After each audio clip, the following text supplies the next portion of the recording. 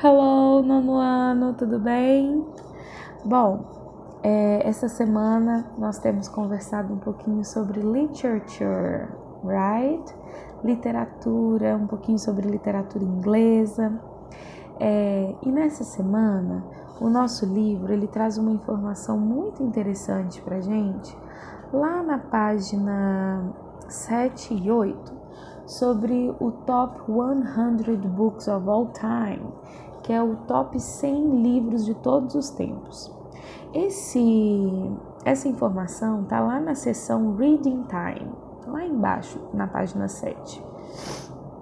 E ela nos fala que foi feita uma pesquisa, né, sobre os melhores livros. Cerca de 100 autores de 54 países participaram dessa pesquisa. Foi uma pesquisa feita por um clube de livros noruegueses e eles pediram que esses autores indicassem os 10 livros que mais impactaram suas vidas e culturalmente eles. E esses autores fizeram a indicação. E, curiosamente, o livro que ficou no top 1 dessa lista é um livro espanhol que se chama Don Quixote. Você já deve ter ouvido falar. O autor se chama Miguel de Cervantes. E é um livro muito interessante que foi lançado lá no século XVII, mas que trazia uma temática bem diferente dos romances da época, que era como se fosse um anti-herói, né? O Dom Quixote, na verdade, ele era um homem apaixonado com as novelas de cavalaria, com as histórias do rei Arthur, né? E ele decidiu que ele seria também um cavaleiro. E ele enfrentava situações imaginárias, acabou arrumando um cara para ser o seu fiel escudeiro, que era o Sancho Panza, e criou uma donzela imaginária, que era a Dulcinea, que ele queria resgatar e tudo mais. E aí essa comédia desse romance foi muito revolucionário e inovador na época, né, de lançamento, e é até hoje na literatura. Por isso, ele é o top 1 desses melhores livros de todos os tempos.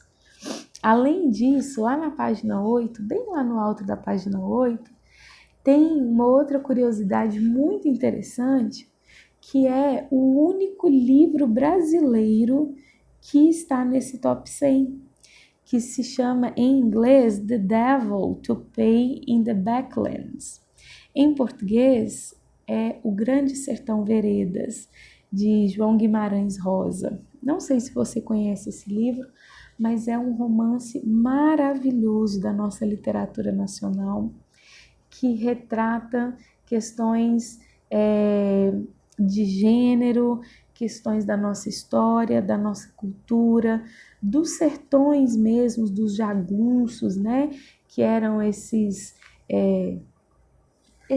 homens e mulheres lutadores do norte de Minas e sul da Bahia ali, né? Que participaram de muitas revoluções no Brasil e resolviam tudo com a bala, né? Com morte e tudo mais. E são uma figura muito característica do nosso país, mas traz uma história muito interessante. Então, se você puder dar uma pesquisadinha aí, vai valer a pena, eu tenho certeza. Mas, voltando a falar de língua inglesa agora, né? Que é a nossa disciplina. Na página 8, nós também temos uma explicaçãozinha sobre o Present Perfect. O Present Perfect, apesar de ter o nome de present, não é apenas um tempo verbal utilizado para falar do presente. O Present Perfect é também utilizado para falar do passado. Então, o Present Perfect é um tempo verbal que nós utilizamos no inglês para falar de ações que iniciaram no passado e ainda não terminaram até o presente, ou ações que aconteceram no passado, mas têm resultados ainda no presente, ou ações que aconteceram no passado, mas não têm o seu tempo especificamente marcado quando eu estou falando. Por exemplo, I read a book yesterday. Eu li um livro ontem. Nessa frase, eu uso o simple past porque eu uso a marcação de tempo yesterday. Mas se eu tirar essa marcação, eu obrigatoriamente tenho que utilizar present perfect. I have read a book. Eu não posso usar I read a book simplesmente. No inglês eu preciso usar o present perfect porque o tempo não está marcado. Então aqui na página 8 há uma análise de uma das frases que estão nesse textinho sobre os 100 melhores livros de todos os tempos, para você compreender melhor como que o present perfect funciona. Mas a estrutura é bem simples.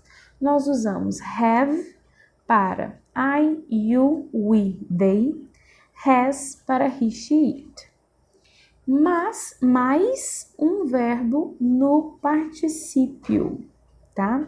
Esse verbo no particípio pode ser regular, terminado em ed, ou irregular, tendo várias variações, né? Várias terminações. Então, para praticar isso, você vai fazer atividades da página 9, tudo bem? Que tem aí um pouquinho sobre os verbos no particípio e tudo mais. Além disso, você também vai fazer atividades lá do livro de atividades, que também tem bastante coisa para praticar o present perfect, além de ter uma explicação bem boa, assim, bem completa.